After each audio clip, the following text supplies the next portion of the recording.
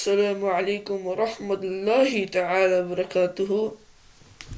Today I will be answering, for the first video of my podcast, the top 5 most common answers and the top 5 most common questions that Kafirs, non-Muslims, so people like atheist, agnostic, Jewish, Christian, etc., Buddhist, they ask about Islam, and these are from Google searches, and I got this from Islamic.net. So question number 1, can you be an American and be Muslim? All Islam as ever I wanted was freedom. I mean, yes, like the term American is like a nationality, you gotta understand that. Like, for example, say I'm from Macedonia, I can still take the Shahada and be Muslim. And like, just cause like you're white or whatever, or like you're Native American, or like just cause you're American, for example, just the staple of like your nationality or your Western identity, you can also convert to Islam, and there's nothing wrong with that. People who are converted to Islam, not born Muslim, they're called mu'allafs. So, for example, I have a friend, he converted to Islam. Someone gave him shahada. He asked his parents were fine with that. Because, like, say for, like, you're a little kid, for example. He was born here in the Western Hemisphere, North America. And, like, his parents, like, very, like, American background, like, Minnesota, Alberta, British Columbia, Washington. You know what I mean? Yeah. And there's nothing wrong, like, so, like, a mul'alif means someone who converted to Islam and felt the heart and felt the message of Islam and the message of Allah subhanahu wa ta'ala. So the answer is yes. Next answer. Next question. What is that thing on your head? Well, here it's referring to a hijab. So the story behind the hijab in Islam is confusing. Like, for example, after 9/11, lots of people felt like the hijab was like forcing people to wear it, and unfortunately there are some regimes that force people. But here in Islam, it's supposed to be a command from Allah. And for example, a command from Allah is like, do this, do that. Like, for example, take Ibrahim alayhi salam, he's the friend of Allah. He would listen to every command of Allah without questioning. So that is a muttaqeen. A muttaqeen is someone who believes in Allah to their fullest. So the hijab, basically, so let's look on the hijab. So back then, it's like women weren't like treated as like citizens, basically. Yeah, they were treated as slaves. Like they were like discarded, clothed, fed, married off. Like they had almost like zero rights. Yeah. So when Islam came around, when Prophet Muhammad, the last prophet of Islam, he came to Mecca to spread the message of Islam, and he was rejected, so he went to Medina where he was accepted.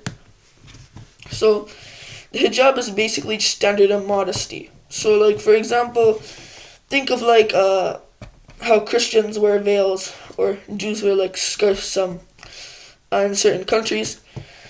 It's the same thing. It's just to be modest, like covering a woman's hair. It's the same.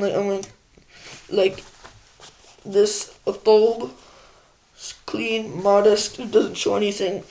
Goes to your ankle. It's covering yourself. It's basically just the same thing. You'll see it more in the Eastern world. In the West, not really. So it's basically just to like a veil basically. Okay. I answered this already, but can you be a Muslim and be American? Yes, I already answered that. Because like a Muslim can absolutely be American. Because like even if like you were from Vatican City, you can still convert to Islam.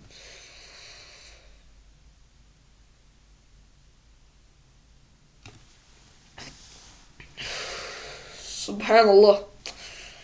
Are you a terrorist? I'm assuming this was mostly after 9/11 with the attacks on Osama bin Laden. Okay, no. We are not terrorists.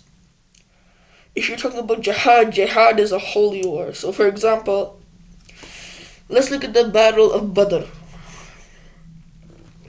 The Muslims were people who convert to Islam and solidarity with Islam. They were expelled from their territory and their families were butchered, murdered, killed, whatever you call it. That's where jihad comes from, a holy war against Islam's enemies. So self-defense. But like, I'll be honest, there's extremists in every religion, yeah? There's extremists in Christianity, Judaism, and like people who don't believe in religion, and Islam. Like, for example, Osama bin Laden, what he did was wrong. Like, none of us support that. Like, that's okay, yeah, what they were doing in Israel was messed up. Of course, yeah, that's free Palestine, man. But no matter what, that's not how you're supposed to answer it, because those people on the plane and those 2,000 innocent lives, they had nothing to do with it. So that is haram, and no, we are not terrorists. Just like how Christians or Jews. Okay, but doesn't Islam oppress women? I feel like this one's more tricky to answer.